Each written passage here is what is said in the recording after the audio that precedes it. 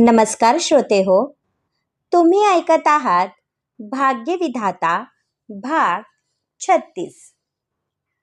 विश्वजित आणि त्रिशाची एंगेजमेंट झाल्यापासून विश्वजित तिच्यापासून अंतर ठेवून वागत होता, ज्याचं आरोहीला वाईट वाटत होतं. पण तिचं विश्वजितवर प्रेम होतं म्हणून त्याच्या सुखातच तिचं सुख होतं. पण ती स्वतःच्या नजरेसमोर विश्वजितला दुसरं कोणाचा होताना पाहू शकत नव्हती. आपण किती अभागी आहोत असंच तिला वाटत होतं. शेवटी जे तिच्या आईसोबत झालं होतं तेच दुःख तिच्या वाट्याला आलं होतं. आरोही एकटीच गार्डनमध्ये विचार करत बसली होती. विश्वजित सोबत घालवलेला प्रत्येक क्षण तिच्या मनामध्ये ताजा होता. पण यापुढे विश्वजित आपला राहणार नाही याची खंत तिला वाटत होती. खंडूची नजर तिच्यावर पडली. तिच्यासोबत चर्चा करण्याची हीच योग्य संधी होती म्हणून तो तिच्या दिशेने आला.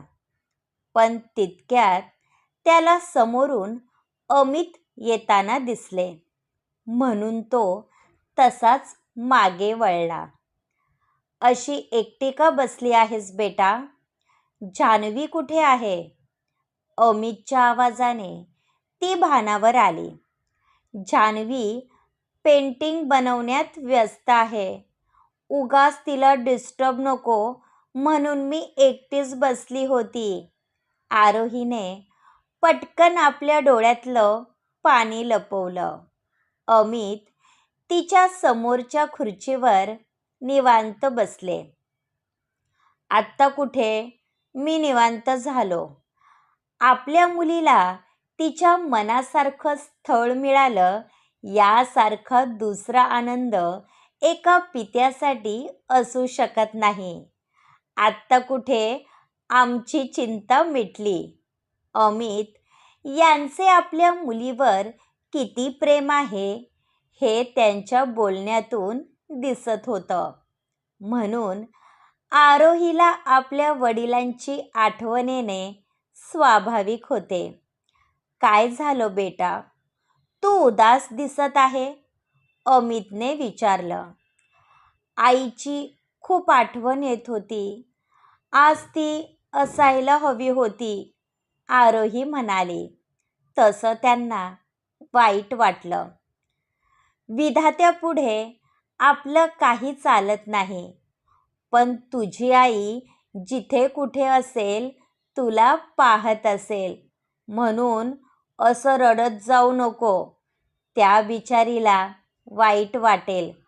अमित तिच्या डोक्यावरून हात फिरवत म्हणाले. तो मायेचा स्पर्श होताच तिला भरून आलं होतं. अरे हो, एक गोष्ट सांगायची विसरलो. तुम्ही दोघे महाबळेश्वरला गेला होता तेव्हा विश्वजित सांगत होता की तुम्ही दोघे विसावा रिसॉर्टमध्ये गेला होता. ते ठिकाण तुला कसं माहीत? अमितने विचारलं. माझा जन्म महाबळेश्वरमध्येच झालेला आहे. ते माझं गाव आहे. उलट तिथे गेल्यानंतर माझ्या मनाला शांती मिळाली. कारण त्या ठिकाणी माझ्या आईच्या कितीतरी आठवणी आहेत, ज्या तिने आयुष्यभर स्वतःसोबत जपून ठेवल्या होत्या, आरोही म्हणाली. व्हॉट? तुझी आई महाबळेश्वरला राहत होती? तुझ्या आईचं नाव काय म्हणालीस? अमितने विचारलं. तू इथे आहेस आणि मी तुला केव्हाची शोधत होते. रीटा आणि मी काही व्हेन्यू डिझाईन केले आहेत. तू पण एकदा पाहून घे. अमृता तिथे आली. यार प्लीज अमृता, तुम्हा लेडीजमध्ये मला ओढू नको. आराम मिळावा म्हणून मी मुद्दाम घरी थांबलो होतो. त्यात तू मला कामाला लावत आहेस. अमित वैतागत म्हणाले. आपल्या मुलीचं लग्न आहे म्हणून काही दिवस आराम विसर.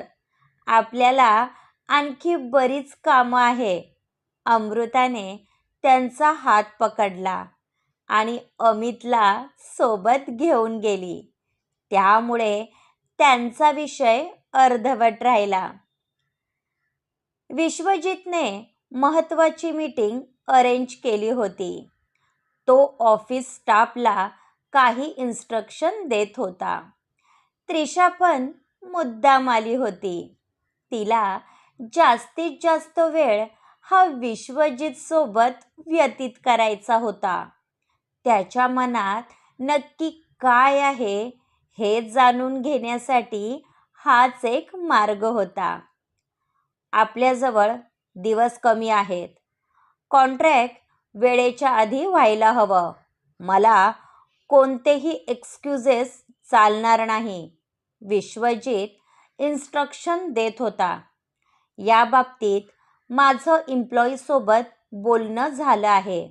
इनफॅक्ट आम्ही काही नवीन टीम तयार केल्या आहेत. ते ओव्हरटाईम करायला तयार आहेत, अभिजितने सांगितलं. मी इंटरव्ह्यूसाठी काहींना बोलावलं आहे. आपल्याला आणखी स्टाफची आवश्यकता आहे. त्यासाठी नवीन एम्प्लॉईची गरज पडेल, सिद्धार्थने सांगितलं. That's great. कारण हे कॉन्ट्रॅक्ट संपल्यानंतर आपण लागोपाठ 4 नवीन प्रोजेक्टवर काम करणार आहोत. त्यासाठी आपल्याला स्टाफची गरज भासेल. यावेळी आपल्यासाठी टाईम मॅनेजमेंट महत्त्वाचं आहे, विश्वजितने सांगितलं आणि मीटिंग संपवली. तसे सर्वजण बाहेर निघून गेले. पण त्रिशा मात्र तिथेच बसलेली होती. ऑफिसमध्ये टाइमपास करण्यापेक्षा काही काम केलं असतं तर त्याचा कंपनीला फायदा झाला असता, विश्वजित म्हणाला. त्रिशाने दोन्ही हात त्याच्या गळ्यामध्ये गुंफले आणि एकटक त्याच्याकडे पाहू लागली. तू माझी फसवणूक तर करणार नाहीस ना? कारण हे कॉन्ट्रॅक्ट तुझ्यासाठी किती महत्त्वाचं आहे हे मला माहीत आहे. एकदा का शेअर्स माझ्या हातातून गेले तर माझ्याजवळ कोणताही पर्याय राहणार नाही. त्रिशा त्याच्या चेहऱ्यावरचे एक्सप्रेशन निहाळत होती. आत्तापर्यंत मी बऱ्याच मुलींसोबत रिलेशन ठेवले आहे, पण तो फक्त एक टाइमपास होता आणि हे तुलाही चांगलं माहीत आहे. आणि आज ना उद्या मला लग्न करायचं आहे.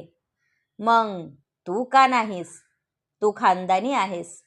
मी तुझ्यासोबत कितीही वाईट वागलो तरी तू माझ्याशिवाय कधीही कोणाचा विचार केलेला नाही. म्हणून माझ्यासाठी तूच बेस्ट आहेस. म्हणून मनामध्ये ज्या काही शंका असतील त्या काढून टाक. आपलं लग्न होणार हा माझा शब्द आहे. विश्वजित तिचा चेहरा ओंजळीत घेत म्हणाला.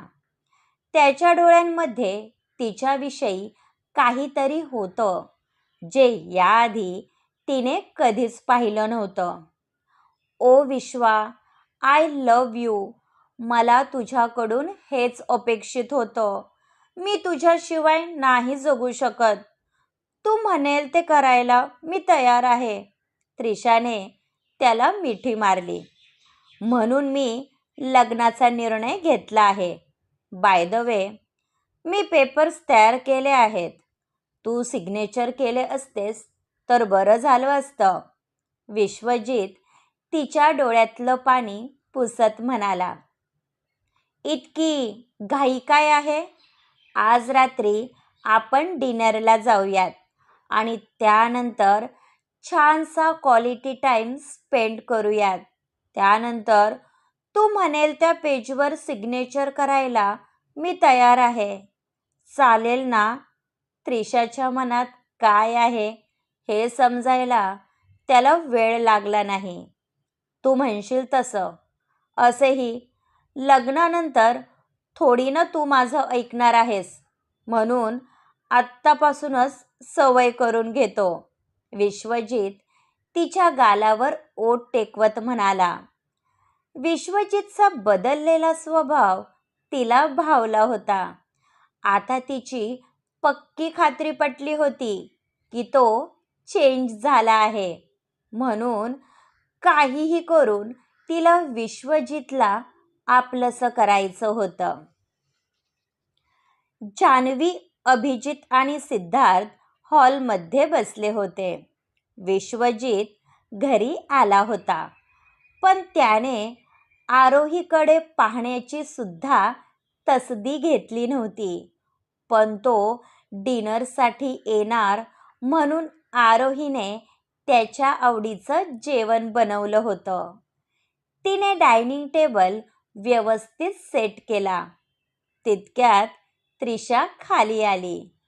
तिला पाहून सिद्धार्थने शिळ मारली. क्या बात है अभिजित, तुझी होणारी वहिनी तर फुल फॉर्ममध्ये आहे. सिद्धार्थ हसू दाबत म्हणाला.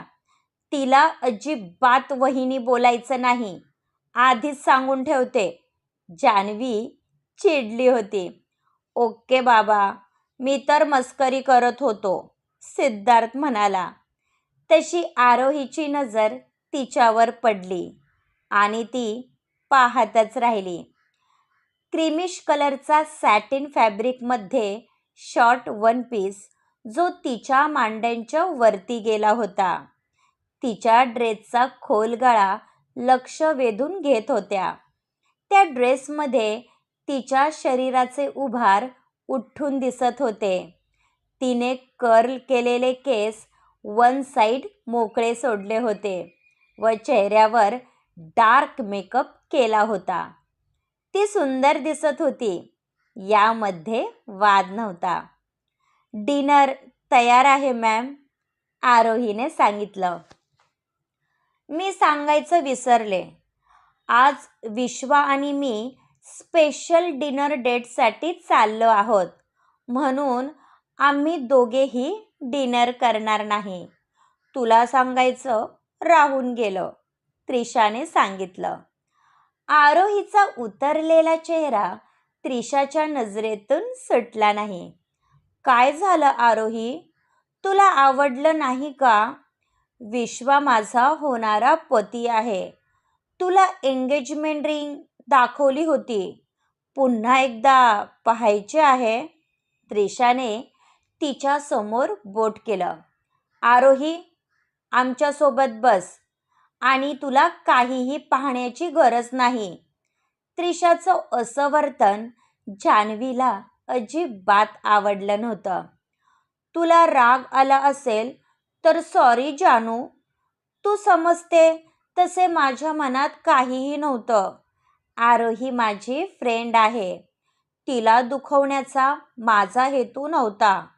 तरी तुला राग आला असेल तर सॉरी आरोही. त्रिशाने आपला पवित्रा बदलला. तसा विश्वजित खाली आला. त्याने व्हाईट कलरचा टी शर्ट, जीन्स आणि त्यावर जॅकेट घातलं होतं. वेस्टर्न लुकमध्ये तो कमालीचा हँडसम दिसत होता. You are looking hot sweetheart, विश्वजितने त्रिशाच्या कमरेत हात घालून तिला जवळ ओढलं, जे कोणालाही अपेक्षित नव्हतं. ओ विश्वा, मी स्वप्नात तर नाही ना. थँक्यू सो मच माझी लाईफ सुंदर बनवण्यासाठी, त्रिशा मनापासून बोलत होती. हे तर काहीच नाही स्वीटी, तुझ्यासाठी बरेच सरप्राईज आहे. Bye everyone. विश्वजितने आरोहीला इग्नोर केलं आणि तिचा हात हातात घेत निघून गेला. तसा आरोहीचा चेहरा पडला. हे आरोही, तू का अशी चेहरा पाडून बसली आहे? ये 4 दिन की चांदनी है. आम्ही असताना बिंदास राहायचं, सिद्धार्थ म्हणाला. तुमचं नक्की काय चाललं आहे मला पण सांगा. अभिजितला विश्वजित आणि आरोहीबद्दल काहीच कल्पना नव्हती. वेळ आल्यानंतर समजेल. पण भाईंना काय झालं आहे, त्रिशा कशी आहे हे माहीत असूनही भाई तिला अटेन्शन देत आहे. या त्रिशाने त्यांच्यावर काळा जादू केला तर नसेल ना, जान्हवी म्हणाली. तू नको स्वतःला त्रास करून घेऊ. तू पाहिले ना, विश्वजित सर हे मॅडमसोबत किती खुश होते. उलट आपण त्यांच्या आनंदात सामील व्हायला हवं, आरोही म्हणाली आणि आपल्या रूममध्ये निघून गेली. पण ती किती दुखावली गेली आहे हे तिचा चेहरा पाहून समजत होतं. आरोही आपल्या रूमच्या गॅलरीमध्ये उभी होती. यावेळी तिला ज्या यातना झाल्या होत्या त्या शब्दात सांगण्यासारख्या नव्हत्या. विश्वजितला तिच्यासोबत लग्न करायचं नव्हतं, तर त्याने आरोहीच्या मनामध्ये खोटी आशा निर्माण केली होती. दोघांचंही नातं जवळजवळ संपुष्टात आलं होतं, ज्याचं तिला मनापासून वाईट वाटत होतं. तिच्या डोळ्यातील पाणी थांबायचं नाव घेत नव्हतं. आपण किती एकटे आहोत याची जाणीव तिला झाली होती. तिची नजर सहज समोर गेली तर एक माणूस टक लावून तिच्याकडे पाहत होता.